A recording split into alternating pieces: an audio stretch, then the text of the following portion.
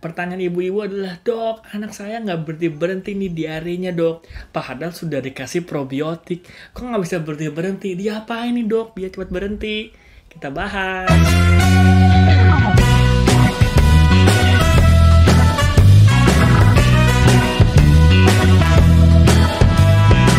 Ya, selamat datang di channel saya, Dr. Lucky.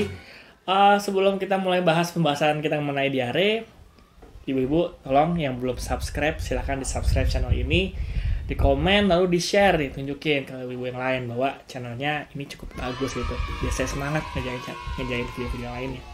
Oke. Pertama-tama kita ngebahas diare adalah masalah definisi ya.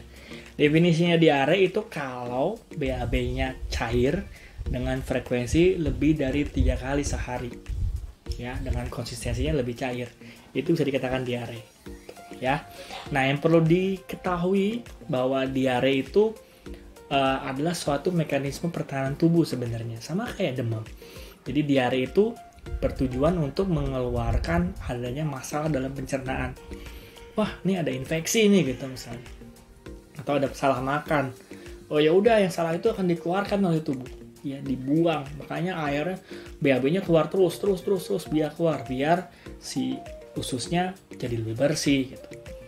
Nah, kalau kita ngomongin penyebabnya diare itu kebanyakan adalah virus, sampai 70%. Gitu ya. Kalau diarenya karena virus, khasnya adalah BAB-nya cair, itu tanpa lendir dan tanpa darah. Jadi isinya air sama ampas saja. Kalau ada lendir, ada darah, itu mungkin penyebabnya bukan virus. Mungkin bakteri, mungkin parasit, mungkin jamur. Karena penyebabnya paling banyak adalah virus, artinya kita nggak bisa mengobati, dalam tanda kutip ya. Kita nggak bisa memberhentikan. Virus itu akan mati sendiri oleh tubuh. Tinggal kita memberikan waktu dan memberikan kesempatan tubuh untuk recovery. Jadi kita berikan suatu yang sifatnya suportif. Ya. Jadi diare karena virus itu mostly akan sembuh sendiri. Jadi kita nggak perlu kita berhentiin langsung mendadak hari itu juga. Kebanyakan ibu-ibu minta seperti itu.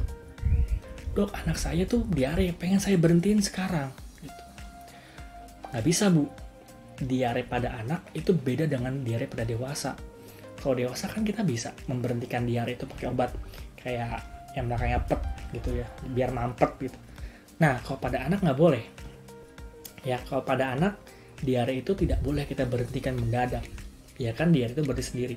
Kalau kita, misalnya ibu membelikan obat diare di warung gitu, dikasih ke anaknya, itu beresiko untuk membuat pencernaannya anak ibu jadi bahaya, jadi melibet gitu, malah jadi repot Bu, ntar malah jadi perlu operasi. Ya, jadi kita nggak bisa memberhentikan diare langsung gitu pakai obat. Nah, terus diapain dong? Ya udah, karena diare itu adalah mekanisme pertahanan tubuh, ya sudah biarkan tubuh melakukan caranya untuk membersihkan. Biarkan dia diare. Yang penting jangan ada komplikasi berikutnya. Apa itu komplikasinya? Yaitu adanya dehidrasi.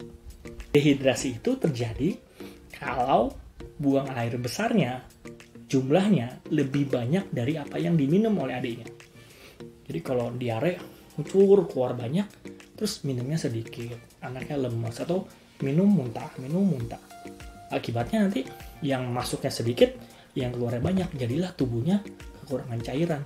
Itu malah akan terjadi dehidrasi. Ya.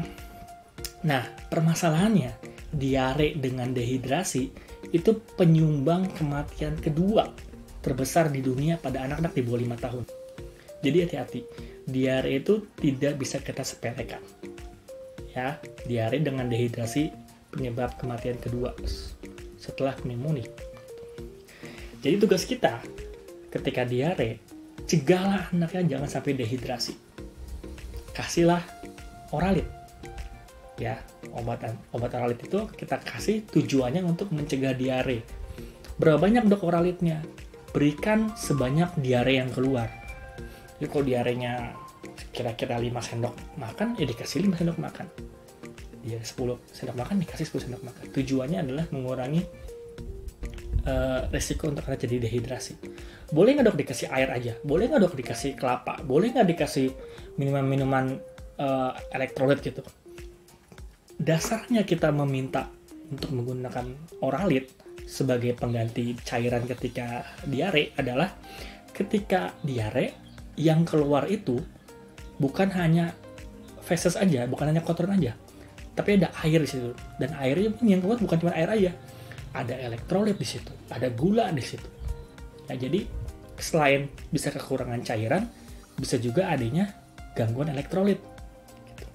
Nah, untuk mencegah terjadi kekurangan cairan dan gangguan elektrolit, maka diberikanlah cairan yang mirip dengan cairan yang keluar ketika anak diare. Apa? Ya Oralit. Oralit dengan banyak merek ya, mau pakai mereknya pemerintah yang Oralit atau ada merek-merek lain silakan. Yang pasti tertulisnya adalah cairan rehidrasi. Ya. Terus gimana dok? Saya nggak kasih Oralit, saya udah kasih probiotik. Probiotik itu bisa diberikan, tapi tidak termasuk dalam tata laksana 5 pilar anti diare menurut WHO. Jadi si probiotik itu boleh diberikan, tapi bukan utama. Utamanya adalah 5 pilar terapi diare. Yang pertama apa? Oralit untuk mencegah dehidrasi. Yang kedua adalah zinc. Ya, zinc diberikan selama 10 hari. Walaupun diarenya sudah berhenti setelah hari keempat, hari kelima, zinc tetap diberikan sampai 10 hari. Yang ketiga adalah tetap makan dan minum. Jadi nggak ada lagi kalau diare dipuasain anaknya. Supaya nggak keluar banyak, Bu. Jadi minumnya dikit aja, makannya dikit aja supaya nggak keluar banyak. Salah. Makan dan minum tetap dilanjutkan. Lalu yang keempat adalah antibiotik selektif.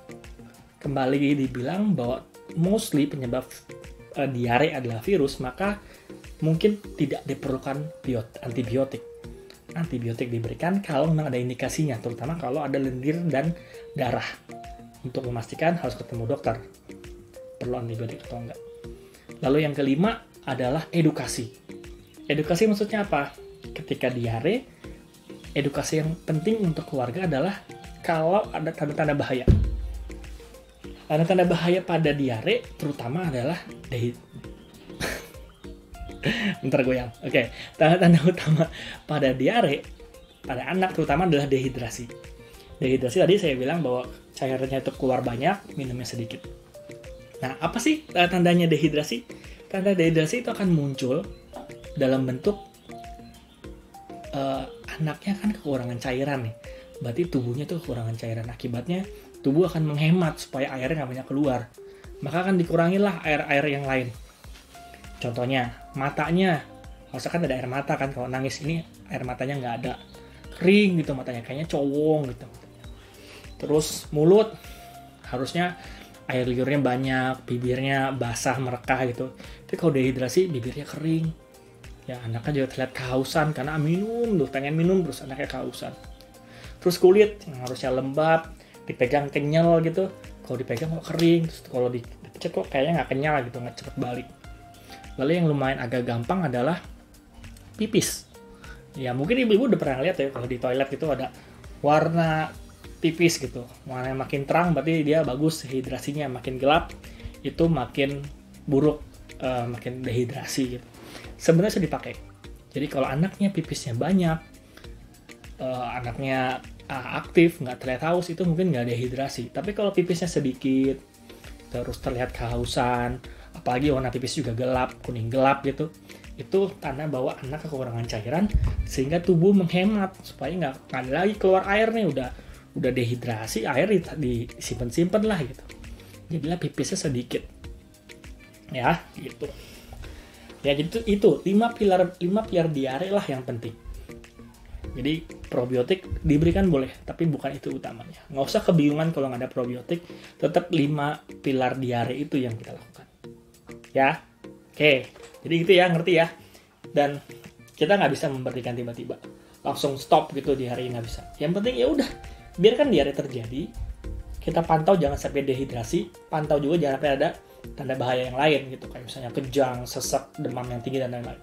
Kalau itu nggak ada, anaknya masih antang-antang tapi diare cepet-cepet dikit gitu, ya udah nggak apa-apa, aman, ya gitu. Mudah-mudahan membantu, jadi nggak bingung lagi tentang diare. Pencegahannya gampang, cuci tangan yang benar, terus bersihkan semua alat makan, alat minum. Cara bikin susu formula jangan sampai salah, lihat di YouTube saya sebelumnya. Ya, sekian dari saya, semoga bermanfaat. Jangan lupa klik share, subscribe, komen, tanya Bu di komentar dan saya jawab. Ya, oke, semoga bermanfaat. Saya undur diri, sampai ketemu di video berikutnya.